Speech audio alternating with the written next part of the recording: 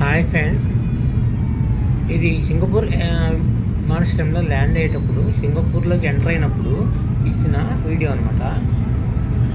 చూడండి ఎంత బాగుందో సింగపూర్. పైనుంచి చాలా అందంగా ఉంది. రాత్రిపూట కావడం వల్ల లైటింగ్ చాలా బాగా కనబడుతుంది.